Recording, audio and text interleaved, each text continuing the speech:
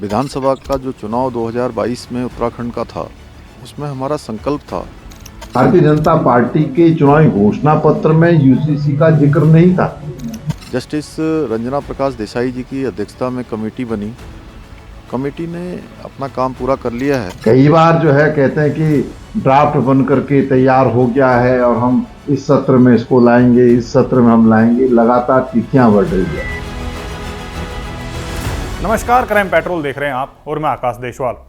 राज्य में समान नागरिक संहिता जल्द लागू होने जा रही है। सीएम पुष्कर सिंह धामी ने अपने सोशल मीडिया हैंडल एक्स पर पोस्ट करके लिखा कि यूनिफॉर्म सिविल कोड का मसौदा तैयार करने के लिए बनी कमेटी 2 फरवरी को अपना ड्राफ्ट प्रदेश सरकार को सौंपेगी और आगामी विधानसभा सत्र में विधेयक लाकर समान नागरिक संहिता को प्रदेश में लागू करेंगे। सीएम धामी ने लिखा कि प्रधानमंत्री मोदी के एक भारत श्रेष्ठ भारत के विजन और चुनाव से पहले उत्तराखंड की देवतुल्य जनता के सामने रखे गए संकल्प और उनकी आकांक्षाओं के अनुरूप प्रदेश सरकार समान नागरिक संहिता लागू करने के लिए प्रतिबद्ध रही है। यूसीसी हमारा इस विधानसभा का जो चुनाव 2022 में उत्तराखंड का था, उसमें हमारा संकल्प था। देवभूमि उत्तराखंड की देवतुल्य जनता के सामने हमने ये अपना संकल्प रखा।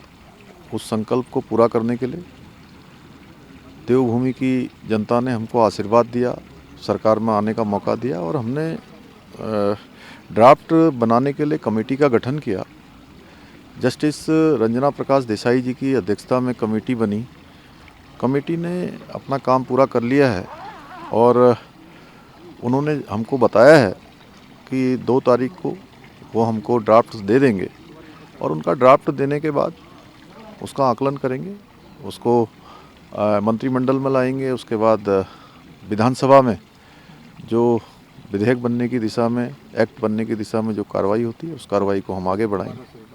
वहीं लोकसभा चुनाव से पहले उत्तराखंड में यूसीसी लागू करना सीएम धामी का मास्टर स्ट्रोक बताया जा रहा है और इसे लेकर कांग्रेस के पूर्व प्रदेश अध्यक्ष प्रीतम सिंह ने भी बयान देते हुए कहा कि पिछले विधानसभा चुनाव के दौरान बीजेपी के घोषणा पत्र में यूसीसी का जिक्र नहीं था, लेकिन जब बीजेपी को लगा कि वह चुनाव हार जाएगी तब उन्होंने यूसीसी को लेकर बयान दिया था। देखिए, क्योंकि विधानसभा का जब चुनाव हो रहा था तो भारतीय जनता पार्टी के चुनावी घोषणा पत्र में यूसीसी का जिक्र नहीं था, लेकिन जब चुनाव चल रहा था और भाजपा को लगा कि वो चुनाव हार सकती है, इसलिए उन्होंने यूसीसी का जिक्र किया है। और कई बार जो है कहते हैं कि ड्राफ्ट बन करके तैयार हो गया है और हम इस सत्र में इसको लाएंगे, इस सत्र में हम लाएंगे। लगातार तिथियां बढ़ रही है।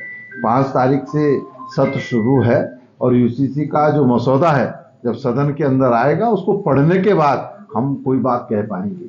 और अगर यूसीसी में कोई ऐसी बात होगी तो निश्चित रूप से कांग्रेस उसका विरोध भी करेगी।